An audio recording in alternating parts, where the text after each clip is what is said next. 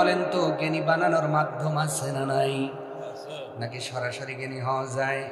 Direct জ্ঞানী হওয়ার জন্য শয়তান চেষ্টা করেছে, আজাজিল থেকে শয়তান হয়ে গেছে।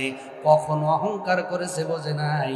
ওই শয়তান আজাজিল ছিল, শয়তানের ব্যাপারে লেখাপড়া করে যা পাইলাম, এই দুনিয়ার জমিনে এতটুকু জায়গা পাবেন না যেখানে ও সেজদা দেয় নাই।